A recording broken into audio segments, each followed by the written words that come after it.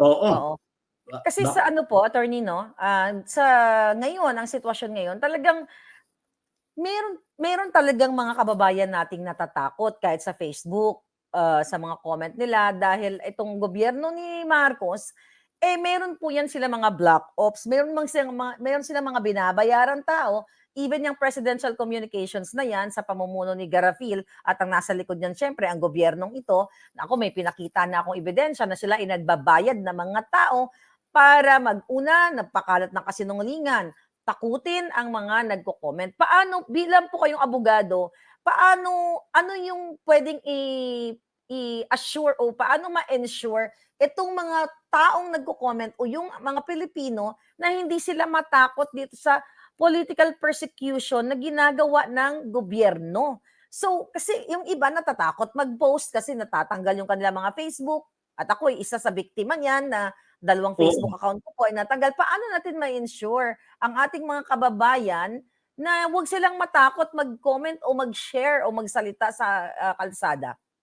Alam mo, kagabi napag-isip-isip ko 'no, sa social media 'no, na puwede Mhm. natin bigyan ng, proper advice din ang ating mga kababayan. Yes. Puwede natin gawin 'yan na kapag nagpo-post kayo, meron kayong, tinatawag na positive, disclaimer na ginagawa niyo ito, dahil, in the exercise ng inyong karapatan na for free speech. Mhm. So doble yung tirada mo na Yeah. ang posting na ito ay batay Uh-huh. sa aking karapatan, sa malayang pananalita, Disclaimer, at mhm. malayang pagtitipon na garantisado ng ating saligang batas at ng US Constitution under the First Amendment, no? So para Mhm. makita nila na ito ay bahagi ng free speech and free assembly. Ito kasi kung gano'n ang pagbungad mo, kahit na yung mga tinatawag nating in charge ng mga FB, yung mga Mhm. administrators, hindi ba Yeah. minsan may disclaimer tayo na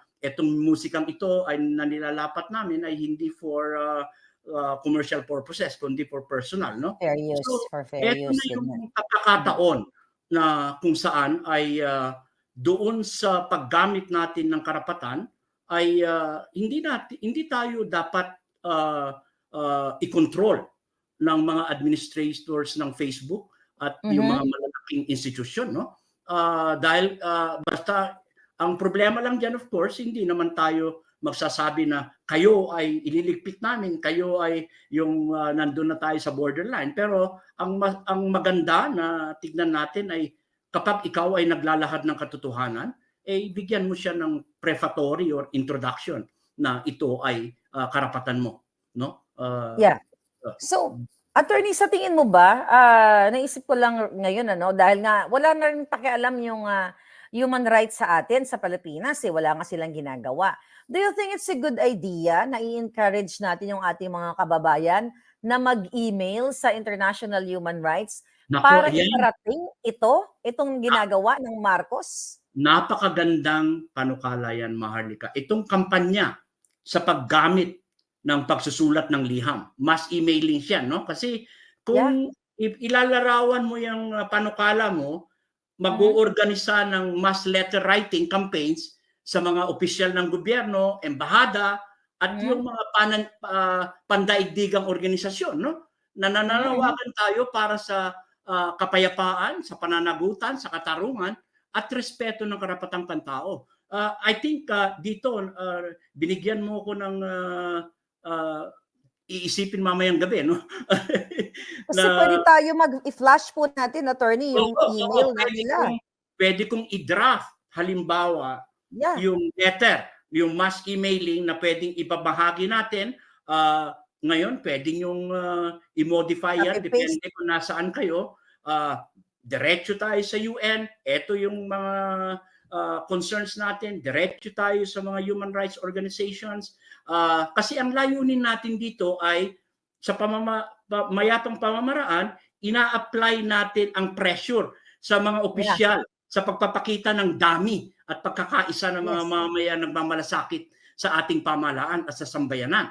Kasi ang laban na ito ay para sa hinaharap ng ating mga anak at yung susunod na henerasyon. So napakaganda niyan. Salamat diyan sa panukala mong yan, Maharlika. Dapat yan mapuntahan yan. Gawin So, natin, attorney, kasi oo, wala naman magbo-volunteer ako. wala na tayong pag-asa sa Marcos administration. Oo. Sila nga ay sinisikil ang ating mga karapatan, siguro nakikita naman ng taong bayan. So I think tulungan din natin yung mga kababayan natin na paano maipaabot ang boses nila dito nga sa international. Kasi ang media sa Pilipinas, nakuha na ni Lisa yan at ni Bangag eh. Kumbaga, nasa kanila na yan. Wala nang power. Wala nang fourth estate na tinatawag sa Pilipinas. Hindi sila nagsasalta sa mga pinakamahalagang usapin. So, I think may ano ka, attorney, meron kang assignment. Hindi, sanay Yeah. na ako sa ganyan at Oo. bukal sa aking kalooban yan, Maharlika, na mag-volunteer, no?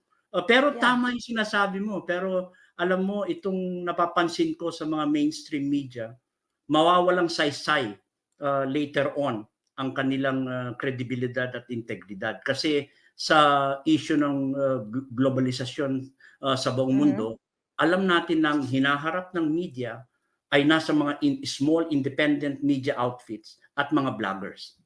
Tandaan natin Yeah. yan. Kasi pinanghahawakan natin ang teknolohiya na minsan ay napakabilis natin. Ngayon lang, napapansin ko itong halimbawa, yung mga major media sa atin. Ngayon lang sila sumusunod at nag-i-interview tungkol sa serious allegation of cocaine abuse Yeah. ng liderato, yung tungkol sa mga alleged serious kidnapping, or pati na Yeah. yung nakita ko na yung mga mangingisda na ini-interview sila na kailangan namin pagkain. Hindi namin Hindi kailangan ayudang usapan dapat band-aid. yan Oo. mga pulburon issue, no? Bigyan niyo Yes. kami ng pagkain at yung oportunidad na mabuhay ng marangal. So yun lang ang mga bagay na ilalagay natin yan, yung ilalaman natin yan sa kampanya sa pagsusulat ng liham, yung national situation ng ating bansa at ano yung mga demands ng sambayan ng Pilipino. Tandaan natin, kahit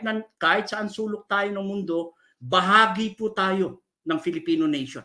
Bahagi po tayo niyan, no? Napakaliit ng mundo, lalong-lalo na sa teknolohiya. Kaya unlike before na sumulat ka, hindi siguro, Maharlika, hindi mo inabot yung telegrama, inabot ko yun eh. No, inabot ko yun. Inabot Inabot ko mo yun. yun. Inabot ko po yun. Parang, inabot ko yung telegrama. So anyway, dahil sa social media, Instagram, marami tayong maaabot. So tama, salamat dun sa assignment to, gagawin natin yun. At ipapaabot ko sa iyo yung pinakalathala nito pag na-draft natin. Oo. Meron lang akong babanggit, Go ahead. no? Go ahead. Na isang forma ng protesta, no? Na pwede nating gawin, no? Ginagawa ito sa mga iba't ibang bansa, no? Ito yung tinatawag natin na yung sa mga ibang araw na nakasuot ka ng itim, yung wear black days. Pwede rin, oo. No? Hindi ba? Ito yung pagtatakda mo kasi ng particular na araw, magsusuot ka ng itim na damit or t-shirt bilang simbolo ng protesta mo. Na ang layunin mo, again, ay makikitang tanda ito ng pagtutol sa mga madaling makilala at yung sinasabi nating mga issues na bumabalot sa ating sambayanan na nagpapahirap sa lalong-lalo na sa mga iba't ibang sektor na pinag-uusapan pa rin natin ay marangal na trabaho, pagkain, kuryente at tubig, no? So at marami pang iba. So itong binabanggit ko kasi nabanggit mo na rin yung kampanya sa social media, yung kampanya sa liham, ito ay mga symbolical, yung pagsusuot ng itim na damit, no? So napakaganda yan at kayang-kayang gawin yan, no? Sana nga gawin din natin yung mga graffiti, no? May mga graffiti sa Pilipinas. Simulan na yan, ang dami mga artist yan, magbuklod-buklod yung mga artist upang mailarawan nila in a different way itong nangyayari sa ating bansa, no? Lahat yan ay may batayang legal.